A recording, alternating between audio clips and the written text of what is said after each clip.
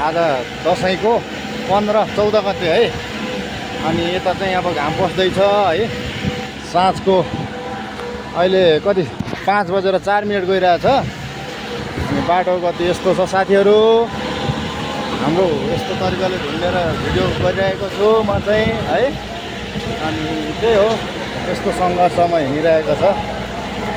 बाटोले गर्दा कहिले बाटो बनाउँछ क्या त, कहिले बनाइदिने हे हेर्नु गाडीले धुल कति मार्छ।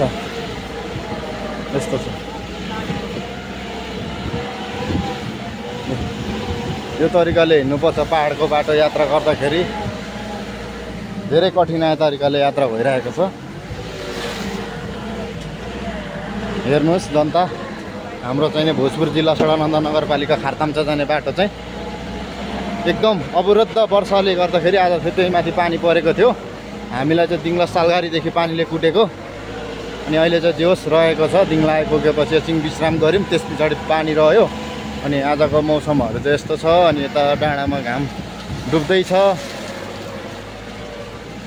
यात्रा भनेको जारी नै छ अझै पनि, किनभने अब हाम्रो बाटो पुरै गाउँसम्म अहिले गइरहेको छैन। यस्तो बाटोले गर्दाखेरि अवरुद्ध वर्षाको कारणले गर्दाखेरि हामी गाउँ जानको लागि घरमा गाडी हिउँदामा पुग्थ्यो। अहिले त्यति गाडी जानलाई हमे परेको कारणले आधी बाटो बिच बाटोसम्म चाहिँ जाँदैछौँ। हेर्नुहोस् त कसरी गाडी कुद्दैछ, यति झुल मार्दैछ, यति चाहिँ गाडीले स्लिप खाँदैछ। र पनि सङ्घर्ष गर्दै ड्राइभरले कुदाइरहेको छ। खोला नाला भिरपाखा एउटा असल होइन, एउटा चाहिँ दुःखको जागिर हो यो ड्राइभर भन्ने पेसा चाहिँ साथीहरू। धेरै दुःखको सङ्घर्ष हो। त्यतिकै ड्राइभर हो भनेर मात्रै हुँदैन, ड्राइभर हुँ भनेर पनि हुँदैन, धेरै सङ्घर्ष गर्नुपर्छ। अनि हाम्रो गाउँतिर देखिने जति पनि मकालो हिमालहरू हेर्नुहोस् साथीहरू, त्यता है हिउँ परिरहेछ।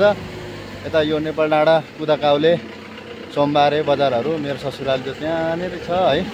अनि यो चाहिँ जति पनि यो कुनामा देखिँदै गरेको सेतो घरमाहरू चाहिँ मेरो चाहिने गाउँ हो।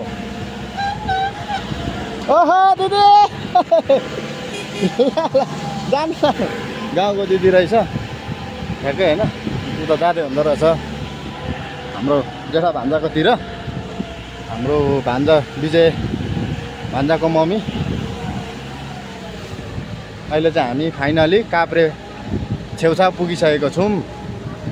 यो अलैँची बारी हेर्नुहोस्, कालो सुन। यो अहिले हाम्रो पाहाडतिर चाहिँ कालो सुन भन्छ क्या यो।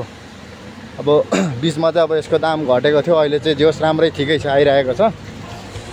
अनि अहिले चाहिँ किसानहरूको लागि अलिकति कस्तो हुन्छ भने मिहिनेत गर्नु पर्यो। यसमा चाहिँ धेरै नै यस्तो झाड जङ्गल फाडेर आफ्नो चाहिने सर्प जुका भुस्नादेखि डटेर गर्नुपर्ने हुन्छ क्या साथीहरू।